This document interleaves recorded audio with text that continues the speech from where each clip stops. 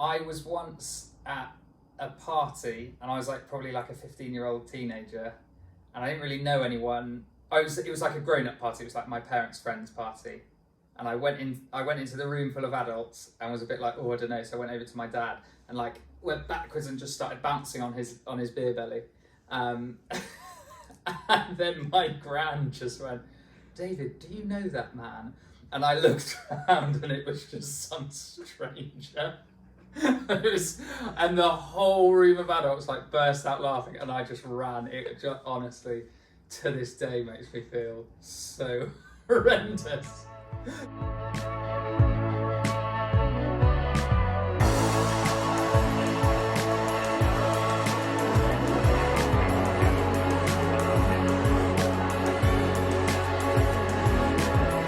Yeah, I think we do talk about culture all the time, and the culture of a small group,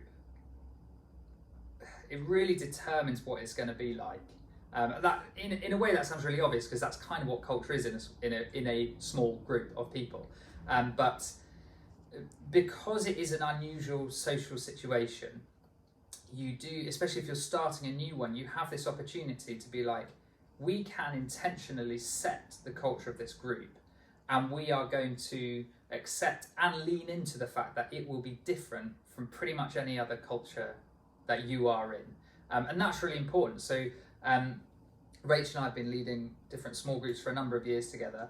I keep gesturing here, she's not here. This is where she would be sat. And we always, before we start a new group, we sit down and we're like, right, what do we want the culture of this group to look like? What do we want our values to be? What do we want to dedicate our time to? And sometimes it is group dependent, so it will change one group to the next. And sometimes we have things that we're like, we have tried and tested this over the years, and this is a value for us. So, for example, we always, our groups tend to finish at 10. We always say, no matter how good discussion is, no matter how good everything else is going, at 9:30 we will stop and we will pray, because often the prayer at the end is the thing that gets cut, and often breaking into pairs of threes to properly pray for each other is some of the most valuable stuff of small group. It's some of the stuff you often don't get anywhere else in your week. And we found it got cut and cut and cut. And we were just like, you know what, this has to be a primary value for us. Prayer, like I said, pairs, threes, praying for one another is a primary value. So we communicate this. This is the other thing we do. At the start of the group, when it starts, we say, look, these are the values. This is how this group is going to be. And we will say at 9:30, we will stop. And you guys can hold us accountable to that. If we're in a fiery discussion and we're keeping it going, you say, guys, it's 9:30, we need to stop for prayer. And we always do that. And it's just working out what you want it to be. And you do it prayerfully, you do it based off groups you've been in before, stuff that's worked well, stuff that you're like, I don't want it to be like that. You work out what you want it to be, how that will look, and then you communicate it really clearly at the start.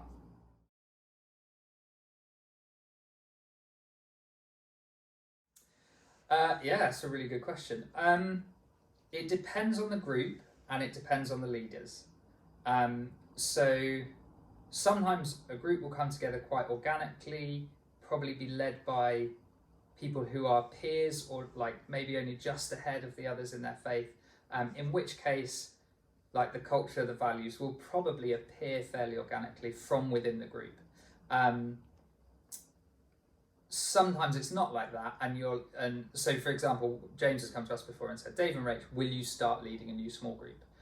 In that case, we set the culture. Like, we have been asked to lead, we have the authority to lead, and so we've sat down together and said, what do we want the culture to be? How are we going to communicate that? How are we going to structure our small group to ensure that culture? So yeah, I think it depends. Either way, I think it does fall to the leaders to maintain and encourage and develop that culture. Because if you hold the value, if you hold the vision for it, then it's yours to encourage. And you can do that in conversation with others. So we've had something before where we were doing creative worship every week.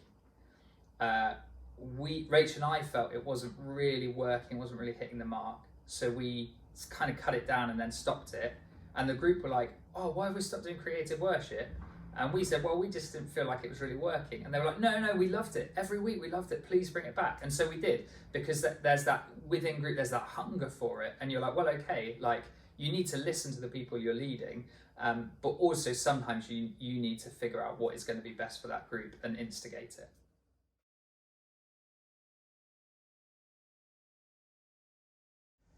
Yeah, it can be really hard to spot, because usually culture will shift slowly. Um, Things to look out for is sometimes when you chat afterwards with your leaders, did something just feel a bit off, or is it, it's not feeling like it used to do. There's been a bit more tension in the group. People starting to leave. Now, people leave small groups for all sorts of reasons, but if you're starting to have a couple of people leave, just being like, oh, I wonder why, and chatting to them as well.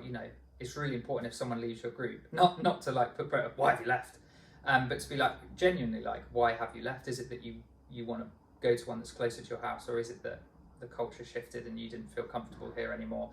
Listening to that and trying to learn off that.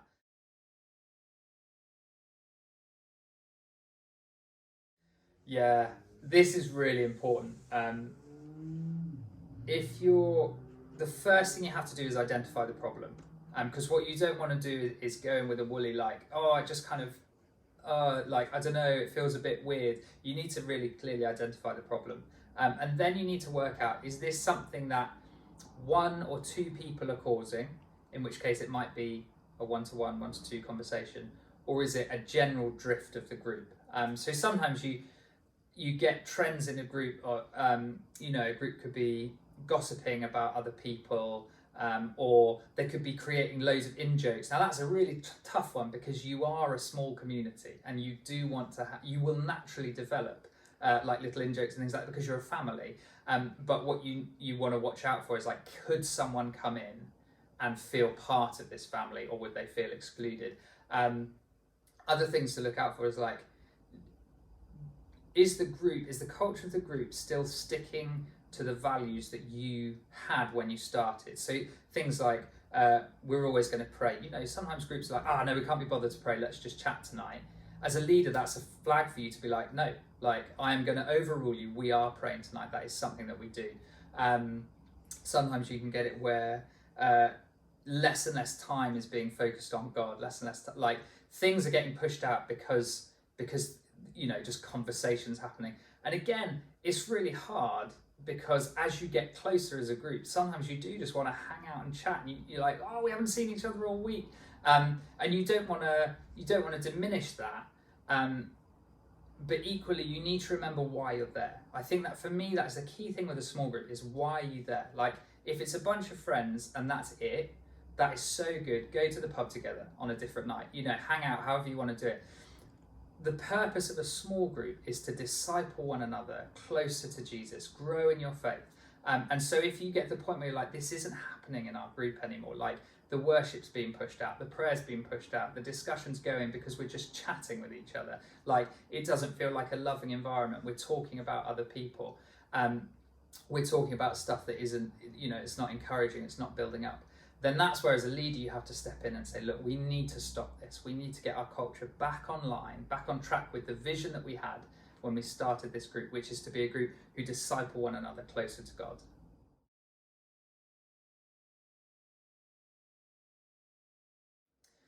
Yeah, I think this is one of the harder things. There's loads of really good things about leadership. I love leading.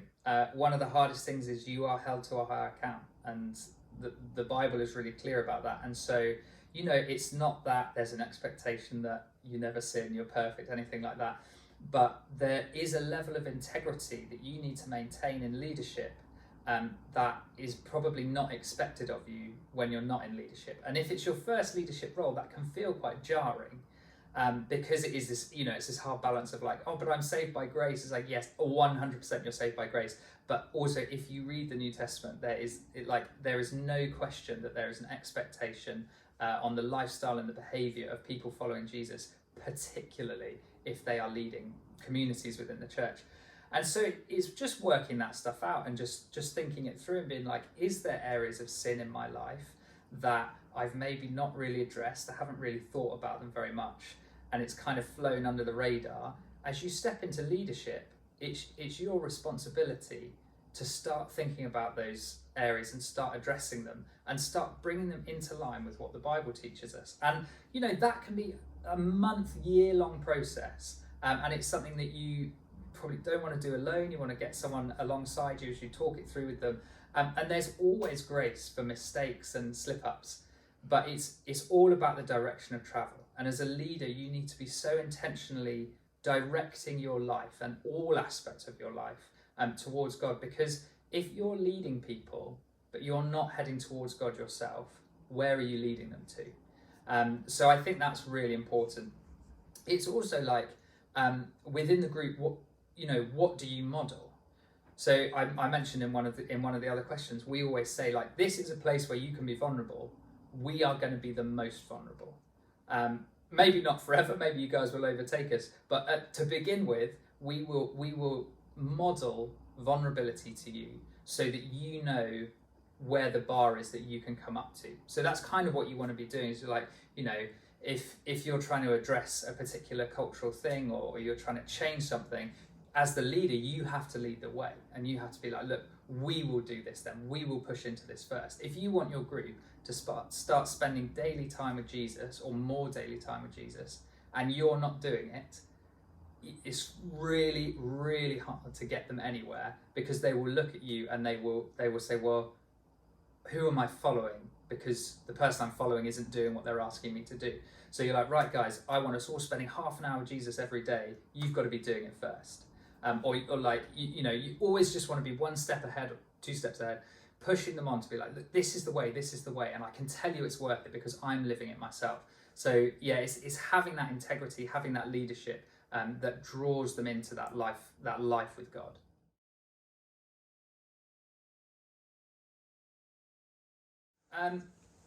That depends so often with stuff like this. That massively depends on who they are and how you know them, how well you know them, if they're brand new and things like that. But ultimately, if they are challenging the culture of your group on things which for you are non-negotiable. So sometimes cultural challenge can actually be really good. Your group you can have intentional cultures. You will have unintentional cultures of your group that just happen naturally. And sometimes someone comes in and challenges them, and that can be really good. And you can be like, actually, yeah, you're right. I don't know why we do that. If they are challenging your deliberate cultures, your values, then you need to have that conversation with them. It needs to be loving and graceful and from a place of relationship, which can be hard if none of your leadership know them at all. And they've just come into the group and immediately started challenging it. But you need to have that conversation with them where you say, look, in this group, we do this. So take, for example, if they are speaking really badly about someone, probably not in your group, because that's just bullying if they're being horrible to someone in your group. But say they come in, they're constantly talking about this other person who's not in the group behind their back, really like gossipy. You need to take them aside and say, look, in this group, we honour people with our words. We don't want to gossip about other people. We want to honour them. We want to build them up. We want to encourage them. You're not doing that with this person. Are you aware of that? It's so good to check, because sometimes people do it without even thinking. Be like, are you aware that you speak really, really poorly of this person? You're really discouraging about that person. And then you just take it from their reaction. And if they're teachable and they want to change, then that is amazing. That's such a formative part of their faith, but also of your journey as a leader.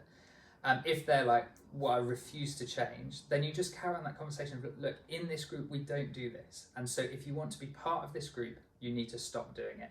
And if you don't want to stop doing it, then you probably need to find a new small group. That is one of the hardest conversations you can have. But it is biblical. And if you read through the New Testament, you see people coming to Jesus and saying this is how I choose to live. And he says, you can't live like that and follow me. And they're like, well, I'm not going to change. And Jesus says, well, then you're not going to follow me. And because, especially as leaders, especially if you've got the pastoral heart, it will be sometimes like gut wrenching to see that. But you do have to say, look, this is how we live. This is what the Bible says. This is what we do as a group. And that is what we are going to do. And so you need to make that decision. But it comes in relationship. It is a case-by-case basis as well. You know, if you've got someone come into your group, massively broken, you know, horrendous past, they are not going to behave like the brought up in a happy family, brought up in church Christians that may make up your group.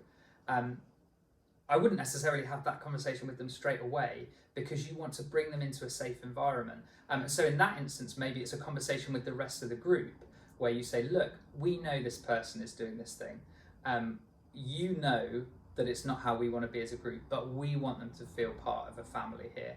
And so are you all happy for them to stay involved? And we'll address these things one by one as they come up. It's going to be a process, but that's how we grow as a family. Then that's a really good way to do it. So it is case by case. It depends on the person. It depends on the behaviour. But there are times when you have to take the authority that comes with your leadership, and have difficult conversations and make difficult decisions. Always do that though in conversation with those who lead you, and like people who lead alongside you and people who lead over you. You know, seek the wisdom of others around you, because it can be really hard to do that.